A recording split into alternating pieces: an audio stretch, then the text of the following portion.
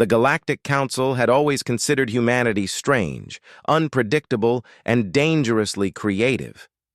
For centuries, their scientists wrote papers arguing that humans were a paradox, too compassionate to be conquerors, too stubborn to be ruled, too emotional to be logical, yet somehow always victorious.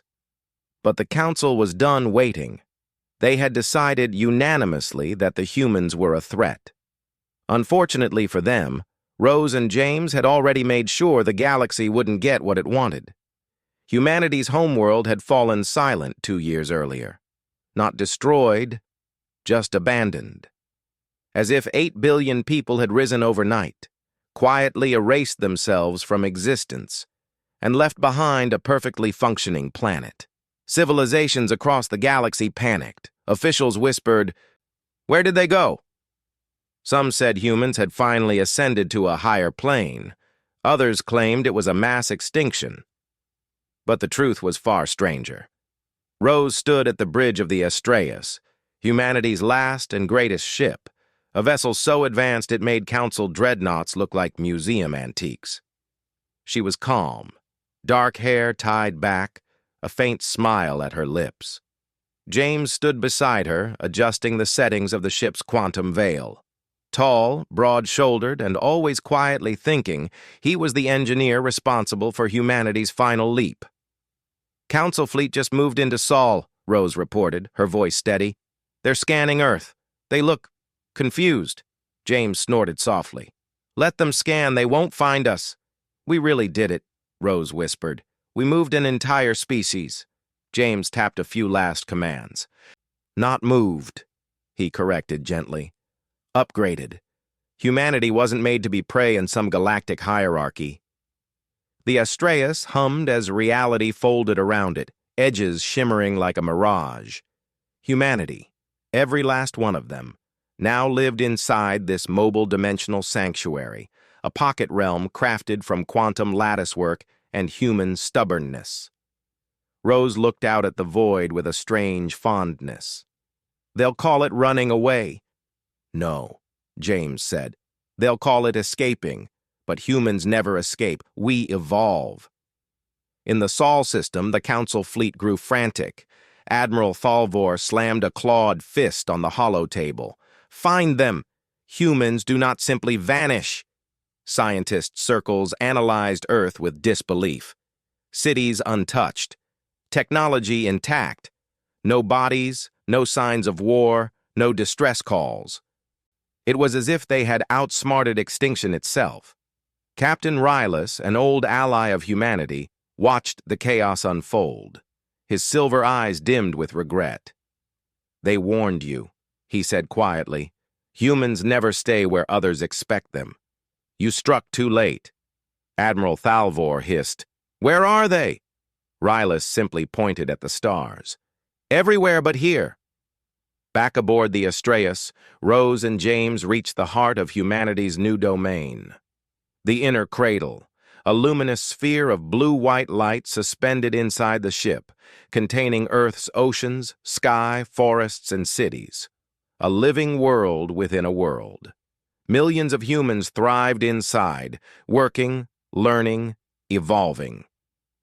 "Phase 2 begins now," Rose said. "Are you sure we're ready?" James placed his hand gently atop hers. "We were born ready.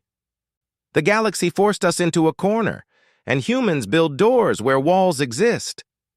Rose couldn't help smiling. "And if the Council finds us?" "They won't," James said. "We're outside their spectrum, outside their math, outside their imagination." But the Council was relentless. A fleet of 1,000 warships cut across the galaxy, weapons primed. They were desperate, not for victory, but for answers. A transmission crackled into the Astraeus.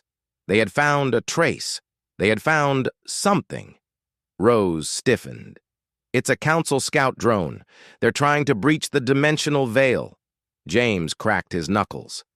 "Then let's show them something to study."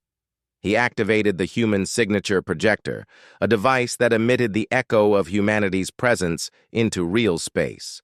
To the Council, it would appear like a ghost, faint, unreachable, taunting. Admiral Thalvor's fleet locked onto the signal. "There!" he roared. "Prepare to strike!" Council warships unleashed every weapon they possessed. Quantum lances, graviton imploders, void charges. The stars themselves flickered under the barrage, and when the light cleared, there was nothing. Not a scratch, not a ripple, not even debris, just an empty patch of space, silently mocking them. Rylus bowed his head. "You attacked shadows!" Inside the Astraeus, Rose let out a slow breath. "They're scared. They think we're hiding." "We're not hiding," James said firmly. "We're preparing." "Preparing for what?" James's eyes glowed faintly with the same blue-white light that powered the inner cradle. "For humanity's next step. For a galaxy where humans aren't under threat. For a place where curiosity isn't a crime." Rose nodded slowly. "Then, we're really leaving?" James tapped the controls. Space rippled. Dimensions folded. Stars stretched into lines of cosmic fire. "We're going where no one can follow." The Astraeus' engines ignited, silent, powerful, rewriting the laws of physics with every pulse. Humanity's new world expanded, reaching farther, brighter, freer. And then, the entire ship vanished into higher space, not with a bang, not with a flash, but with the quiet confidence only humans possessed. Far behind, the Galactic Council received their final transmission from the humans. "You came to break us. You came too late. We've already outgrown you."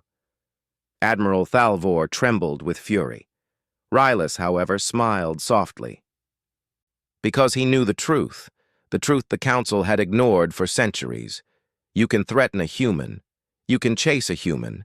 You can fear a human. But you can never limit a human. Not anymore. Not ever again. And somewhere beyond the edges of the galaxy, Rose and James stood proudly at the helm of humanity's greatest leap, ready to build a future no species had ever dreamed of.